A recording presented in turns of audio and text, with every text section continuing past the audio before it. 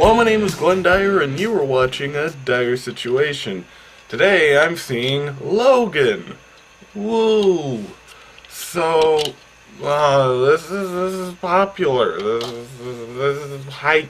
This is love. People love it. It's the third movie in the X-Men Origins Wolverine series. Actually, is it? Oh, who the fuck knows? It's a story involving Wolverine that's rated R, and supposedly he dies in it. I presume it's rated R after the success of Deadpool, because why not? And, but this one is a lot more serious, at least as it is advertised. It's a real serious movie about a guy with knives in his hands. But, yeah, so, yeah, I don't know. I'm intrigued. Let's just say that. So I would have seen, like, I've seen X-Men Origins Wolverine. I would have seen the Wolverine, but considering the whole reboots that have gone on and all that, I really don't think it's necessary. So I'm just going into this as somebody who's seen X-Men Origins Wolverine, Days of Future Past, Apocalypse, and probably the other X-Men movies, but I've completely forgotten what happened in them. And I think it'll be cool. I think it'll be good. And yeah, let's get to it, guys. And I'm back, and that was incredibly violent. Like, really, really violent. Which, awesome. I mean, I know it's rated R, so I expected, like, violence, of course. But, I don't know, I guess I didn't consider just how satisfying it is to see this bastard with his frickin' giant-ass metal claws and seeing him actually doing cool shit, like chopping people's fucking heads off and stuff, and seeing the blood and gore splatter everywhere. Like, I never knew before just how much I wanted to see that on screen. Because normally in these X-Men movies, like, you see him slash and hack and all that, and it seems like it just kind of tears people's clothes or whatever, and they just fall down.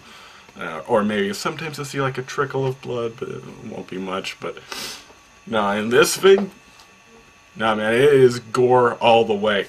It is a really dark, gory, bloody film. But, and this is something you should probably think about, DC. The movie is dark, but the reason it works isn't just because it's really dark and gritty and sad. It's because it has good characters in it, and we want to see them persevere through this really well-constructed story. You know, just because it is dimly lit and, like, people scream a lot doesn't mean that it's an adult-oriented film. So, yeah, from that jumping point, this is probably one of the best examples of a serious and masterful and really well-constructed dark superhero film. Probably the best I have seen since The Crow.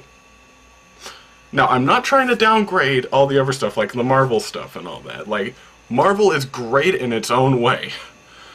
They stick to the formula and stuff, that's a different issue, but they tend to go a little lighthearted, and that's fine.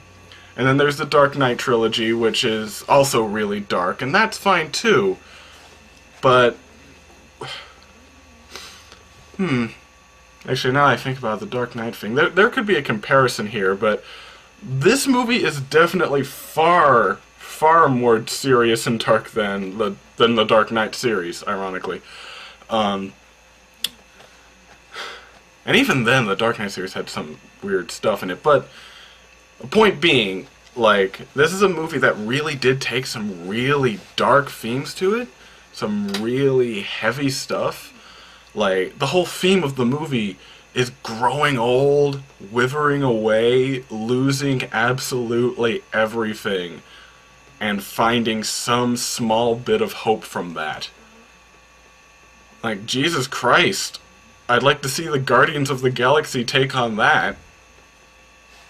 You know? Like, Jesus Christ, this is one of the most depressing movies I've ever seen. Like, part of the ones part of what I really love about it is just, like, just how it shows the age. Like, it doesn't just, like, the movie's really subtle, by the way. It doesn't, like, give you big expository scenes about what happened in the last movies and stuff. You don't really need them. You can kind of figure out what's going on as long as you're familiar with, like, Professor X and Wolverine and all that. But, you know, doesn't give you much. It gives you what it gives you is very natural, and it doesn't give you like settings and stuff. Like, it doesn't have a title card that says, "Oh, I don't know, Texas 2038" or something like that. It doesn't go that far. You know it's the future. You know it because everyone is so fucking old, and you know it because there's like driverless trucks. We don't see those until way later, but you still get the idea that this is the future. And they do it in a more subtle and nuanced way instead of just saying, "You know, Professor X, it's been 30 years since the events of this movie," or something like that. There's no scene like that. So, in terms of script, this is really well done, by the way. Really, really well set up. But anyway, what I was getting back to with age, just, Professor X, you know, he's got the mind powers and stuff.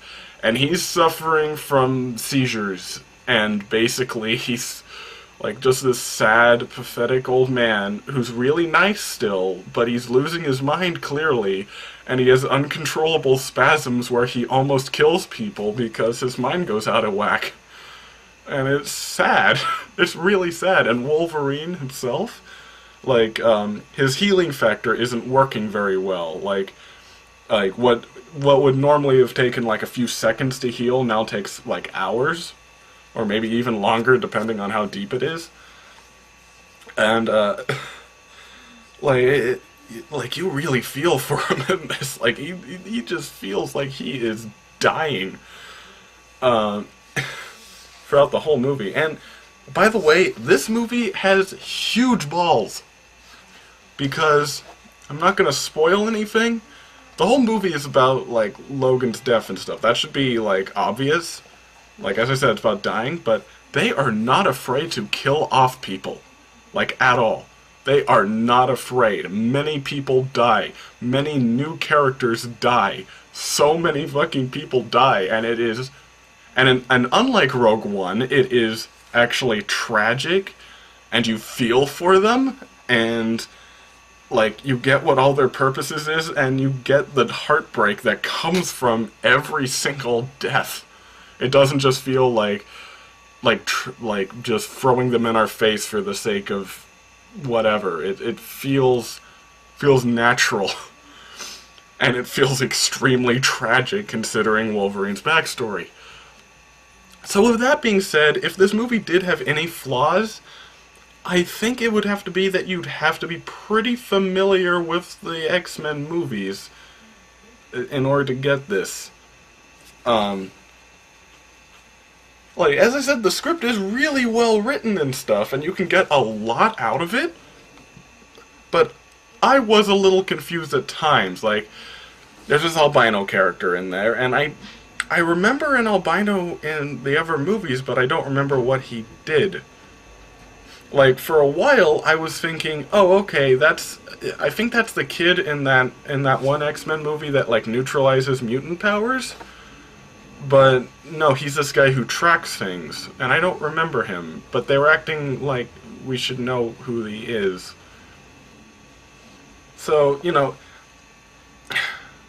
I don't know, I really would like to see the opinion of somebody who just goes in there having not seen any single X-Men movie ever, and see what they think. Like, do they understand what the hell's going on? And would somebody who's seen all of them and knows a lot of the plot points, would they understand it better?